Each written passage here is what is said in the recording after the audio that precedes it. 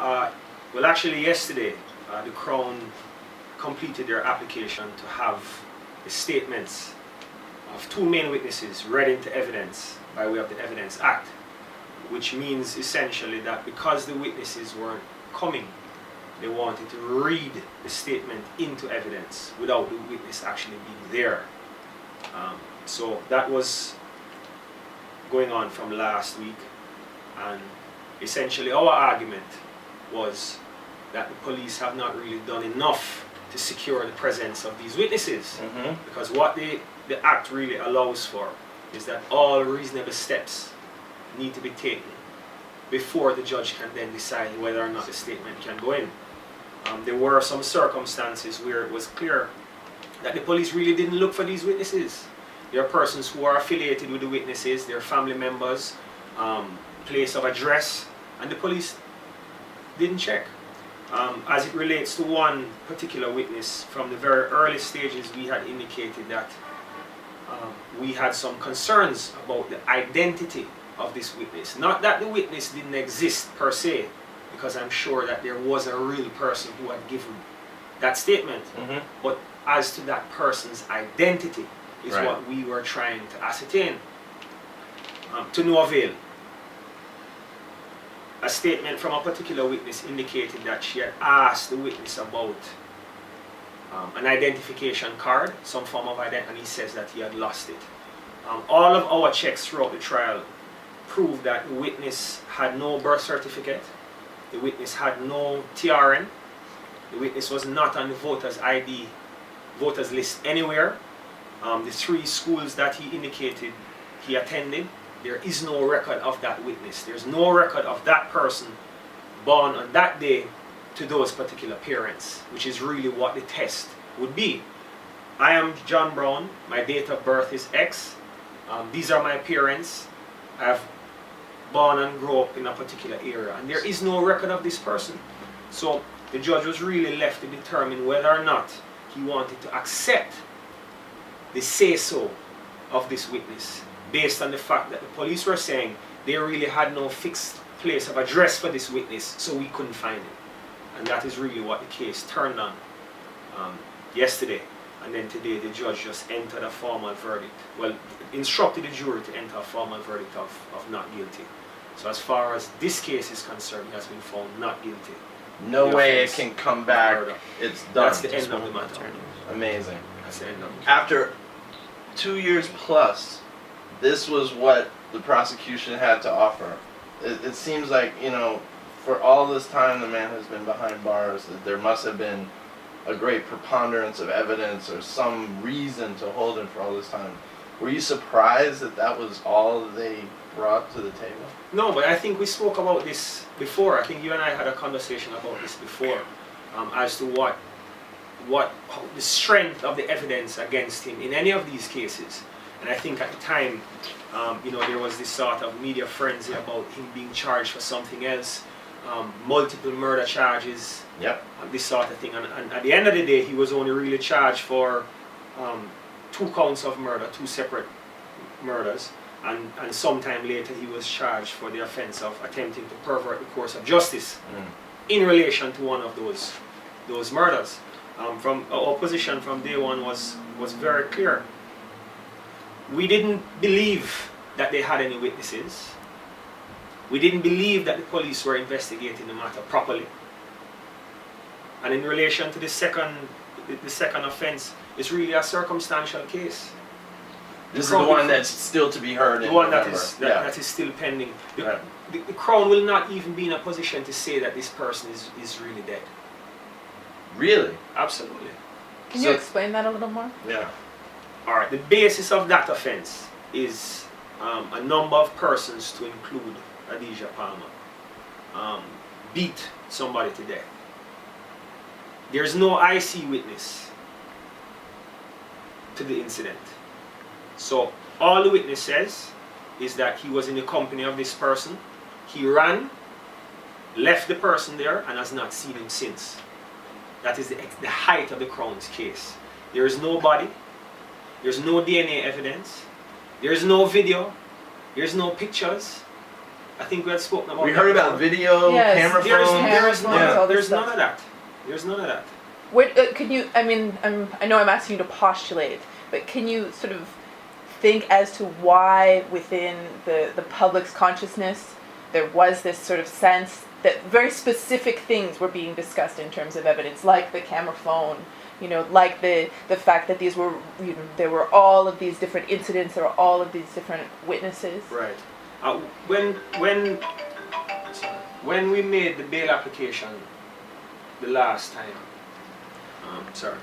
we looked at the issue of the police using the media to prejudice his status as a fit and proper candidate for bail.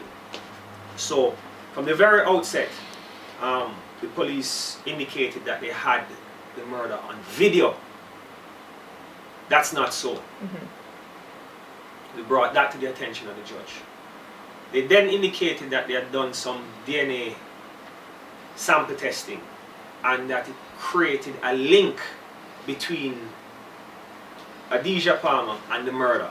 That is not so.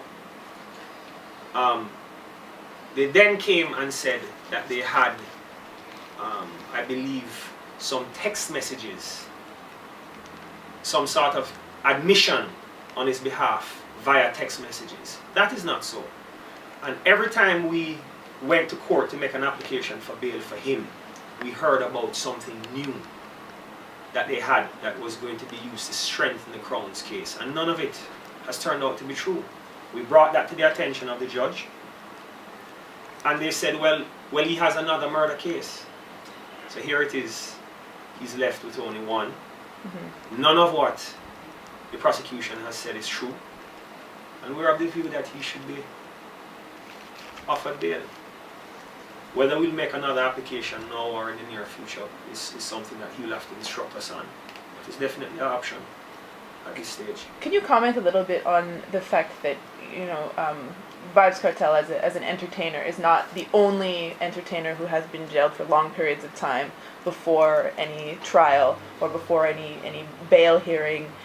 Can you comment on the justice system's treatment of entertainers from the point of when they are charged with a particular crime through to a situation like this?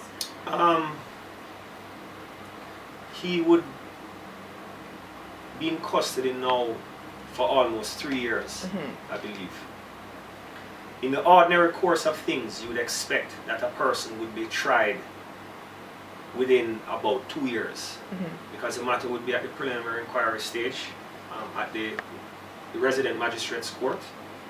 It may very well spend somewhere between 6 or 8 months at that stage.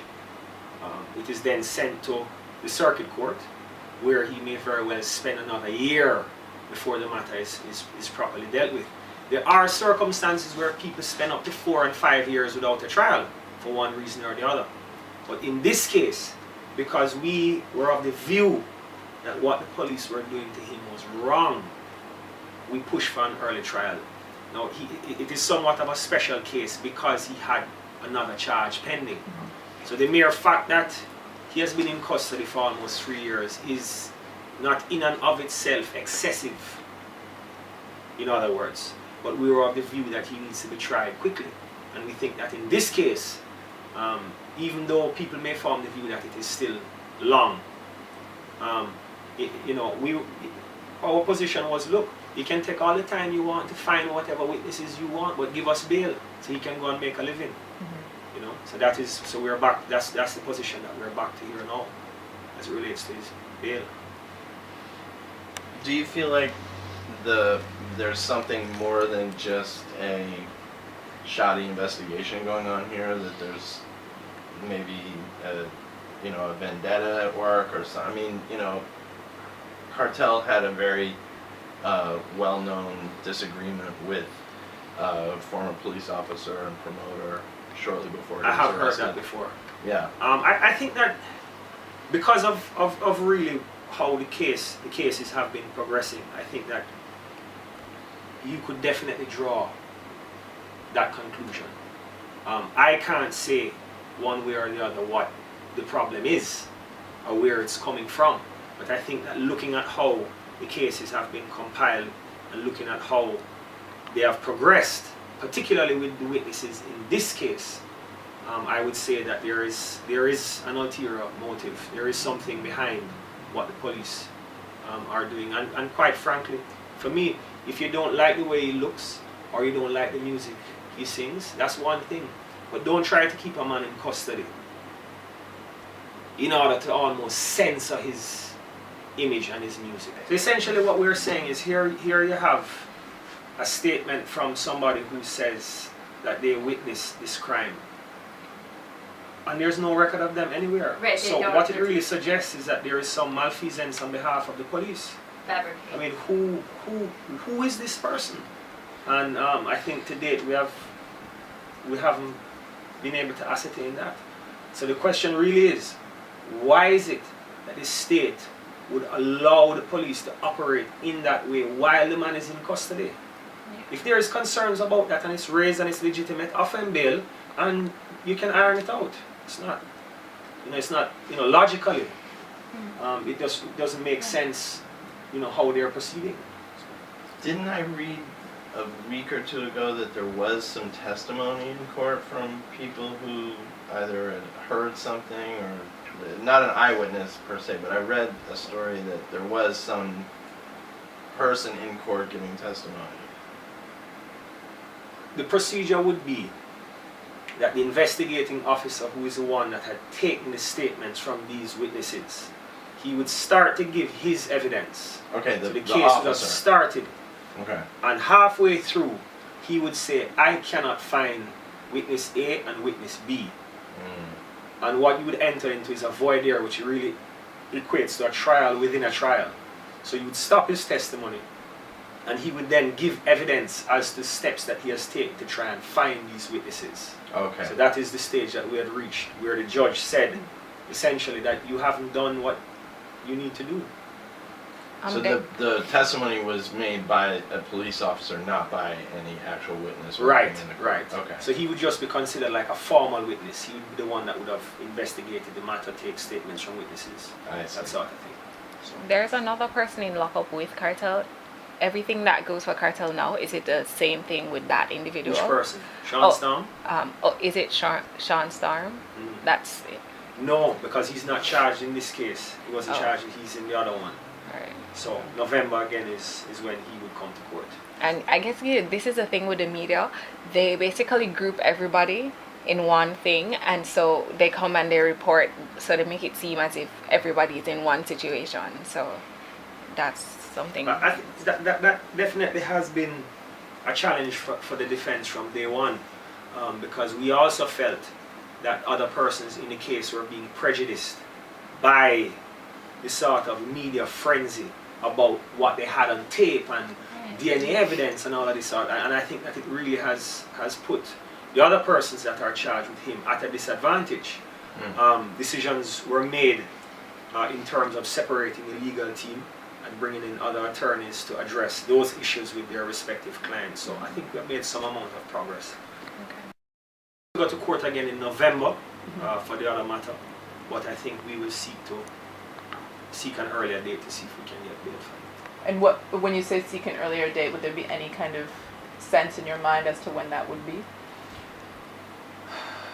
Only because it will take a couple of weeks to put the documents together and to try and get the date. But anywhere between like 3 and 4 weeks is kind of what we'll be looking at. Okay. So he'll not make Sunfest. So how is he? He's good. He didn't see the description that he's fat. He has gotten fat. So the food in jail is good?